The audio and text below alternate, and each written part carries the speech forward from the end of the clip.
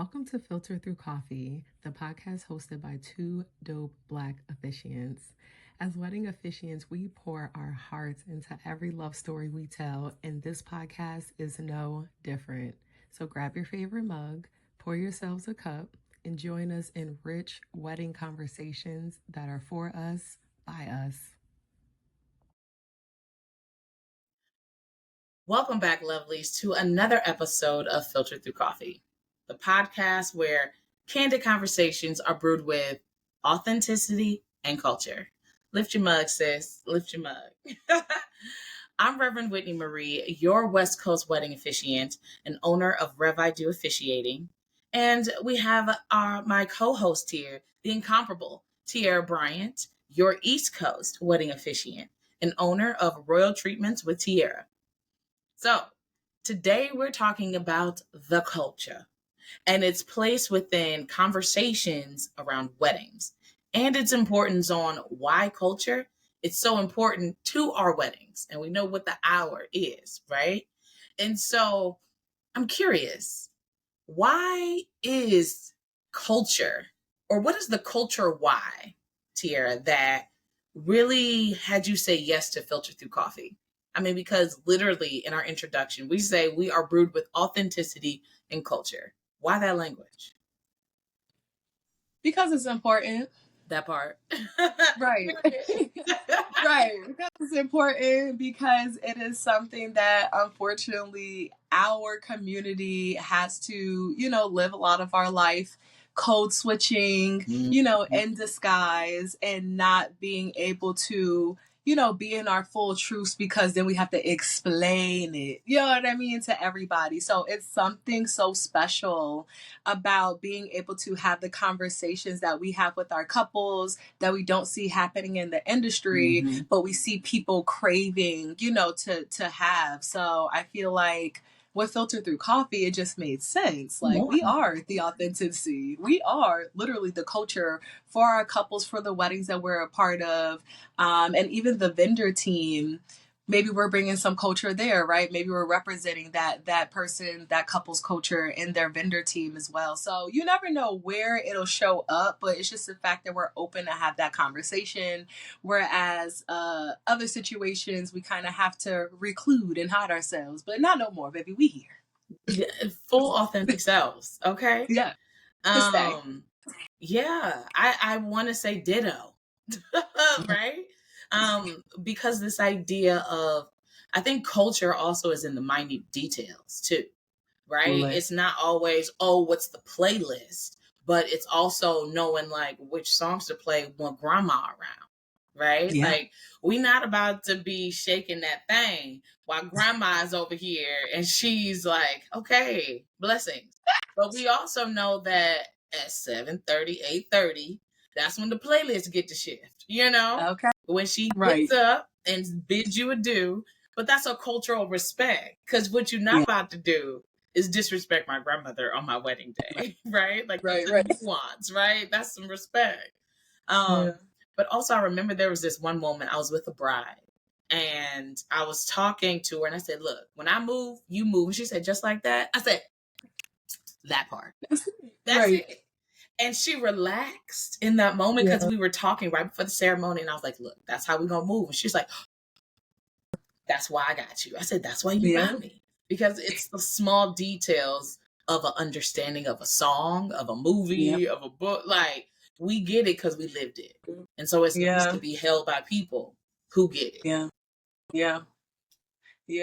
It's that part. And it's just nice to see space being taken up by people who, again, look like you, that you feel connected to, who you want to support you on such a big day, who got that understanding, right? Big facts. And now that you mentioned that, it made me think of it's like a cultural connection in terms of, our Blackness. But for me, it's also a cultural connection in terms of like age, right? Like being a millennial or being from Jersey, like this Jersey culture, right? There's a generational culture. So I think it really just kind of layers and it touches on every part. And it's funny because I did have a conversation with a bride before, and I was like, yeah, girl, you ain't got to worry about me being in your photos. Like, you ain't got to diddy crop me out. And she just, like, it was so funny in the moment because the diddy crop was a big thing at that time. But it's also a big concern that couples have on their wedding day that their officiant go and be in between the kids. So it was just a way of culturally letting you know, I got you. Mm-hmm. Absolutely. I love that. Yeah. Which is why it's authenticity and culture. Because I feel like those two together feed into themselves. Because if I can be my authentic self, I can then express my culture. And if I'm expressing my culture, I find that I can be my authentic self. Yo, I love that. Right off the dome, boo. Right off the dome. Okay. Period. You must be an officiant. It's like, no. Must but look, right, quick with my feet, good with words. Okay. That's why you get a professional. Right. I love that. So let's figure out how can we really equip and start the conversation of what culture looks like for a couple, right? Maybe they have the same culture. Maybe they have two different cultures. Maybe they want culture represented within their wedding. Maybe they don't. Maybe they want to reimagine culture, right? So for this Kiki Corner, we're going to do a little bit different. We're going to do a little different. Instead of our standard rapid style, we are going to be asking each other one question, and we're both going to answer because perspective, right? Perspective. So I would love to start the conversation about essentially what is one question that couples can ask each other to kind of start the conversation of how culture is going to show up for their wedding ceremony, maybe throughout their full day. But obviously, as officiants, you know, we all about the ceremony. So what are some questions that couples can ask each other to kind of start that? Yeah. I think, I'm gonna start us off. And then I'm gonna pass the torch. Okay. So you start the Kiki Corner, answer the Kiki Corner, and then you like your turn. Yeah. Got it. I love it. Look who got an answer right now. Go ahead, boo. Listen. I ain't letting you take my answer. No. Let me get this out. Take my answer. Let me get this out. Okay. Let me get my. Let me work. Let me cook real quick. It's like nah. But really, I think the first question that you should be asking as you're starting to plan out your ceremony, whether you're having the conversation between each other or you're having the conversation with your officiant, is culture important to me?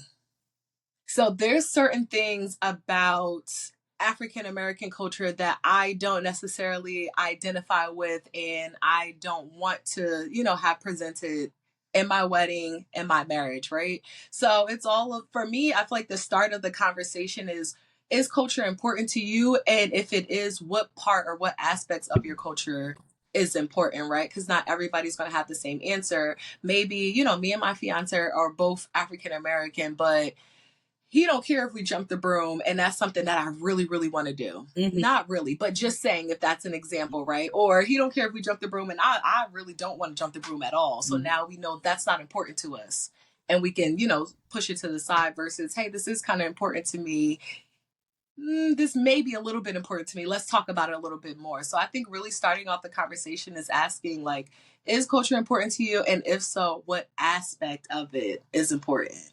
Oh, okay. That's good. That's good. I wasn't going to take it, but that's good.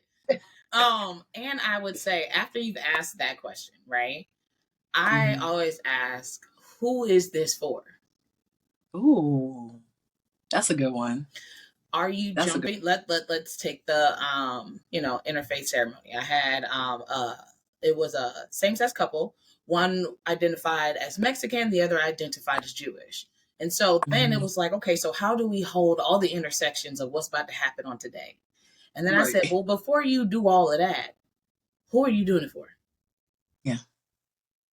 Are you taking this shot of tequila as a nod to your dad because he said, no, he's not going to be there, or because he couldn't make it? What's your why? Are you trying to mend things on your day, or are you celebrating things on your day? And so I bring that up because as black and brown folk, family is everything. And family can be in everything. Yeah. And we have feelings about that depending on who we are and who we are coming in partnership with. And so I'm always asking, are you jumping the broom for Mima? Or are you jumping the broom because, you know, I've always wanted to do this. Yeah. You know, are you jumping the broom because, well, I'm black and that's the only thing that I can think of that we got. Let's keep it funky. What else we doing? Yeah. Like, and so it's like, or do I get to reimagine the broom as something else and do something different? Right. And so no matter what it is that you're doing, the why is more important. And so that's why I'm like, so who you doing this for? Because if it's for you, let's reimagine. Let's do it. I will go find a beautiful shot glass for you to take this incredible shot in. And then you would wrap it in glass and you will break it as a nod to the Jewish community. Absolutely. But if you're doing it because your mama did it and she is looking at you sideways, then we have a different conversation of, is this your wedding? Because I also tell couples how you plan your wedding is also how you navigate your marriage. So if mama got a say in how you take a shot, mama gonna have a say in a whole lot of other things. That's real. So who's it for? So I didn't take your question, and it was a great build-up of yours. So look, who you doing this for? I love it. And what is it? Okay. Yes. And just to piggyback off of that,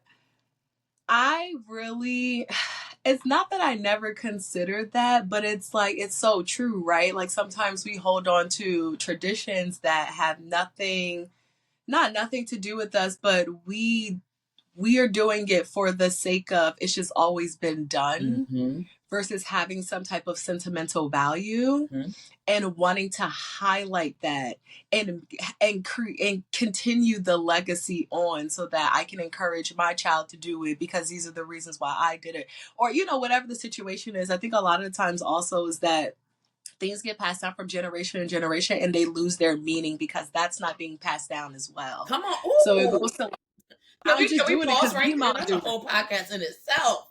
I mean, really. Look, it's true. Take note. Look, run it back. We don't run that back.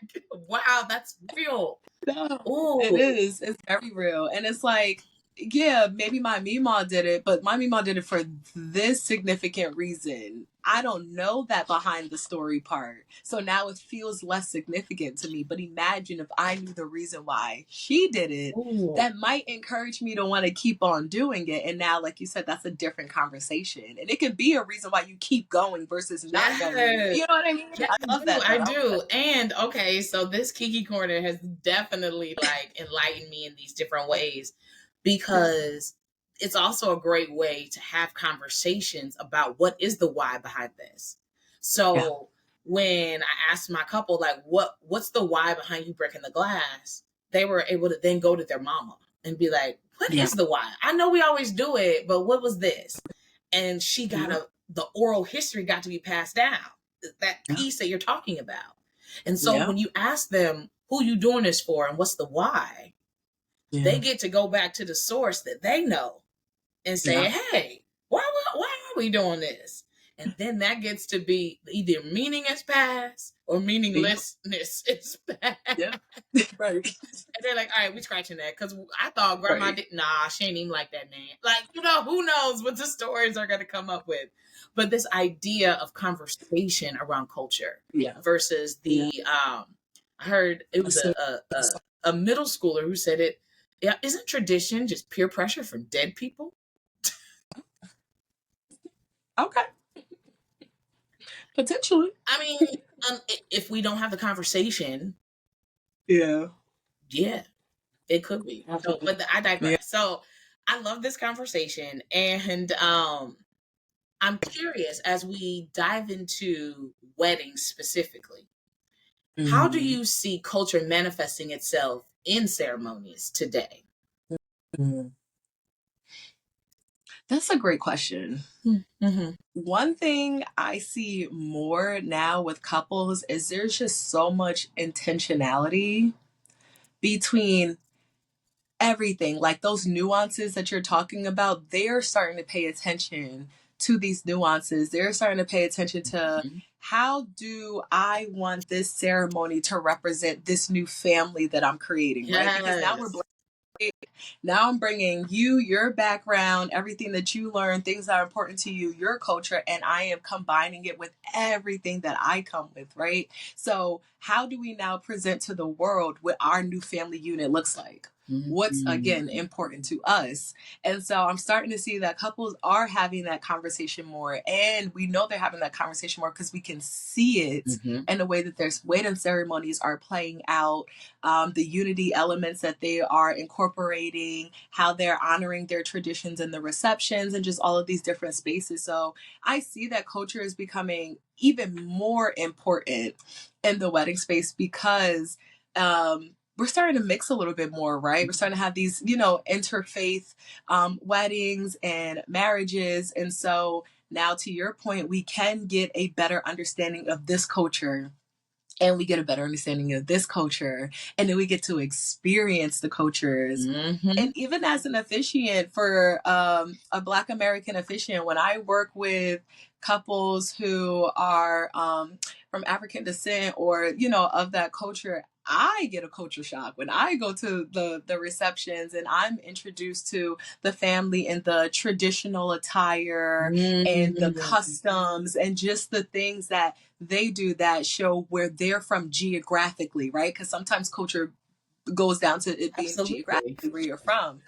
Yeah, so it's just a way of showing respect to other cultures and other geographies of maybe if you have similar cultures, but you're from this part of the land and then your fiance is from this part of the land, they do things differently there. So I love it. I see an increase. I see a lot of intentionality. I see a lot of authenticity, and I see a lot of people honoring the families that they are coming from and the family that they're creating with their union.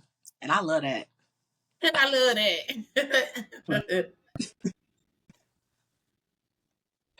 I'm curious because, I'm over here in Jersey, right? I know the West Coast, California specifically, right? Not only is it just a big melting pot where there's a whole bunch of different cultures going there and migrating to there, but also it's a destination spot. Right. So I'm sure you see a bigger variety of culture than maybe I do. So I would love to get what your experience has been and how you've been seeing culture and the importance of it show up in the ceremonies that you are officiating or even just hearing about. Oh, same question. I like it. Okay. Yes. So how is culture showing up in wedding ceremonies? I don't think I can add anything different than what you've said, except it's now the norm. I don't know anything other than my context isn't as homogenous as I thought it was going to be. As honestly, coming as a Black queer woman, I was like, oh, I'm just going to have all the Black women just come to me and, I'm just going to marry all the Black gay brides, right? That was what I thought. And then I realized my energy of authenticity and culture drew everybody. I mean, my first interfaith wedding that really specifically held this space of, oh, Whitney, you stepping into spaces that you about to learn and you about to get schooled, and you get a beautiful cultural palette of the foods, of the dress, of the experience. And so for me, I had it was a brother from, I think he was from California, and his wife was Indian. And what they did was they had two separate ceremonies because they said, we don't want to compromise. We want to hold both.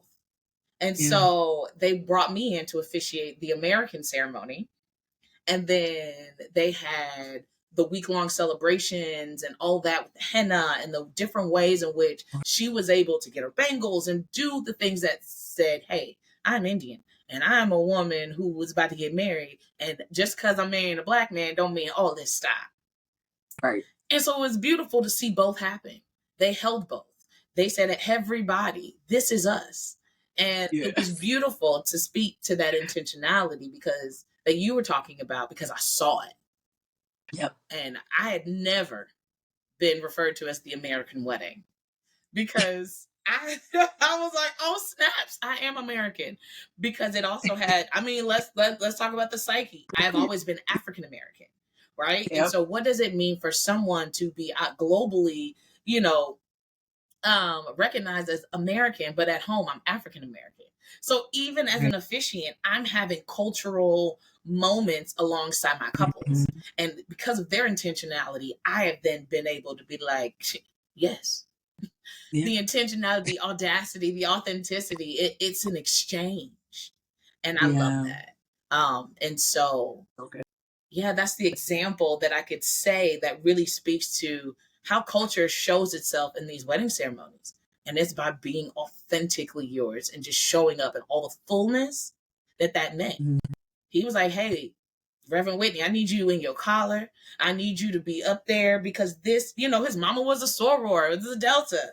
So it was like we were having our cultural moment, and then also recognizing that I was a part of her cultural moment as well, and then realizing it was theirs. Yeah. So good. That's all I know. I love that. And you know what? I love that because I feel like you've shared a couple of different tips on how to honor both traditions without compromising your individual beliefs, right? So it's like maybe we can't fit everything into one American, style ceremony, right? Yeah, maybe we have to have two different ceremonies. Maybe we have to have a ceremony that honors my, cultures and traditions fully, and then we have another one that honors your cultures and traditions fully, and both of our families get to be a part of both of them. And you're right, it is a learning moment, right? And it's an opportunity for you to share what like fun and joy and celebration looks like over here, right? In this part of the world. And I love that because one thing that I wanted to share, at least as a tip for interfaith couples, is you don't have to lose yourself in your ceremony, in your marriage, and this new family, moving away from maybe your family. Like, you don't have to take away anything from yourself and what you've always known, as long as it still stays true to what you want to do. Yeah. And who you want. Yeah. And it goes back to that question. What you want? Who we doing this for? Right. Oh, that's so good. And then, it's important. Go ahead. Go ahead. It's coming in hot. Go ahead. I know. No, I was just gonna say, do you have any additional tips? Oh, maybe. For sure. Yeah, let's get to some additional tips, because I just feel like you have a lot more experience with interfaith couples. I ain't gonna hold you. My African Americans, they on your girl, and I love it. I love it. And I love it. But getting into, like you said, recognizing that I am still American, right? So claiming African American, or always being told I'm African American, and then being an officiant for true like ceremonies for cultures that resonate and are identified being from Africa, like, is different. We don't do the same thing. Like, black folk, but listen, black folk, we don't do the same thing. And so even for me, even though everybody looks like me, it's still a culture shock. Right? I think and I love it. Absolutely. So I look at weddings for me as like traveling. You got a passport and you get every country stamp, and every stamp is different. Yet the idea, it fills you up. It fills up your book. And so I encourage my couples to, what does it look like to get that quote unquote stamp from family? What does it look like to like go and have those conversations of, show me what you mean by doing the tea, the family tea, in the Asian culture? How do I do that? And that how, and asking. So open dialogue is my first tip. Yeah. Having the conversation with yourselves individually and your partner, and then invite others based on boundaries. Okay. And then also I would ask some cultural advisors And I don't want you to always assume that it's me, because I will say, look, I will say, okay, so how I do that? Right. And they'll be like, let me speak to my mom. Let me speak to someone who does know. And I've had conversations with grandmas, and I'm like, okay, so do I do it like this? And yep, and you do it like that. And so it's this exchange. I think the biggest tip on the vendor side as an officiant is do not act like you know. Just because Google can help you don't mean it's going to hold you well because of their specific needs. Right. So ask. That's real. How do you pronounce the name of this? Or what if I stepped aside and gave the floor to grandma and let her do it? So family involvement is, again, another way to include. Maybe it's her bringing up the tea set. Maybe it's your aunt pouring it. Maybe it's your stepson being able to put in the lavender. Like, there's so many different ways of intentionality to include family. And so don't leave family out, even though it's your day, because, they family. You want them there. That's why they're there. So what does it look like to include them in this cultural thing? Because, again, culture and community, in my experience, has been very almost synonymous, because we don't do it by ourselves. So what does it look like to do it in community? So that would be my tips. Open dialogue, include your family, and get some help, like a cultural advisor. If you need to ask a chaplain or someone else to say, hey, how you do this? And then let your officiant know. Don't forget to let them know. No, seriously. And I'm glad that you threw those out there, right? Even the example of, let's incorporate a family member, right? Let them speak to those traditions. And if we're not incorporating a family member, give them access to me. Let me be able to have that conversation with them on the one-on-one, so that I can understand, so that I can honor your culture, your tradition, the best way, with the utmost respect. You know what I mean? And an understanding, so that I know the sentimental value behind what I'm speaking about or what I'm facilitating and leading you to do. And so that your audience is not like, that girl reading off a paper. You know what I mean? Like, she don't know. She gets it. She did it wrong, right? That's why you should have went with, look. Right. Exactly. And pronunciation, something so small will make a huge difference. But it's those details that it's not small, because there is an accent on the E. So what does that mean? Help me roll my R. Help me get it right. Or let's make it beautiful to where, if I didn't get it right, we get to have a naming ceremony where mama and dad get to say, this is my baby name, right? Like, we can make it creative wherever my shortcomings may be. But I'm still the one that for the job, because I'm human, right? And so I had to realize, like, we have, as officiants, to get out of our own way about being the experts of all things, because it'll get us in trouble when we don't. And one of the things that I realized that I would like to ask you is, how have you seen some, like, we talking about culture, which also comes with this language of tradition. So how do couples get to hold the reimagining, right, of these traditional roles, like man of honor, best woman, or mixed wedding parties? Like, what? How? Sway? Do we get to be innovative in tradition? That's the question. How do we get to be innovative in tradition? That's a great question. 2 things. 3 things, I'll say. Yeah, right. Sound effects. The first thing is, if you are a officiant who loves, creativity, encourages it, advocates for it, then let your couples know that. Like, let them know they're finding the right officiant right off the bat, right? Because if I don't know that you're open to new things, that you are looking to, reimagine what tradition is, or give us something that's very unique to us and it doesn't look like anything you've seen before, I want to know that you are already even open to do it. Like, you're open-minded to do that.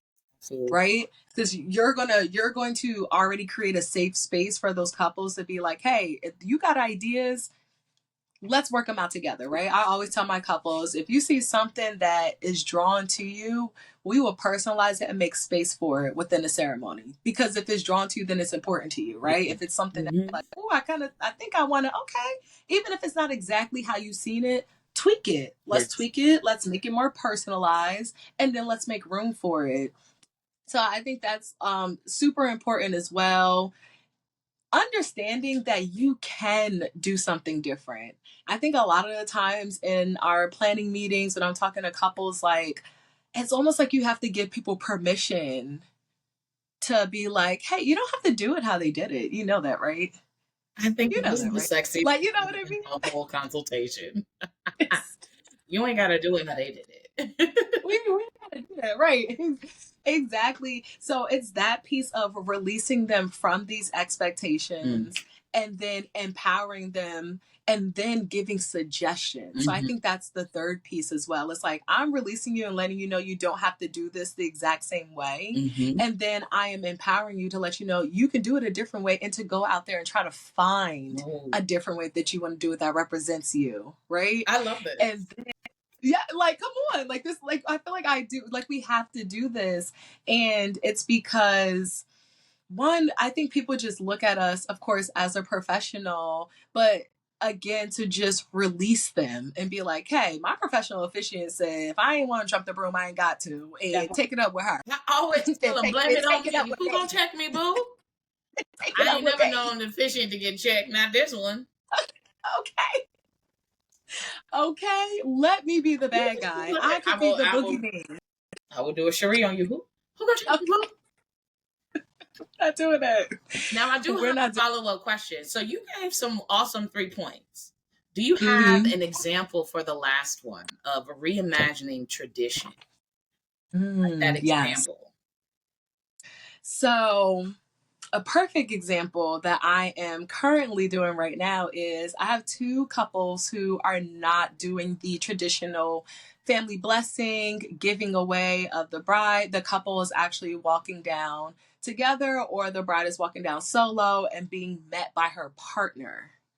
And so one suggestion that I love that they took me up on my offer, so it was cool, but is that instead of having a language of maybe your family blessing, right, swapping that out and having a support statement or throwing in a community vow where they're a part of it, like the family is still recognizing that you're stepping into your own and you're no longer a part of them, but it's not worded in a way where they're giving you permission to leave, more so saying, I support you leaving, or I'm going to support you wherever you go, right? So I think something like that, because it's already like, we're typically seeing fathers walking down the aisle, right? And that has its own varies of emotions, right?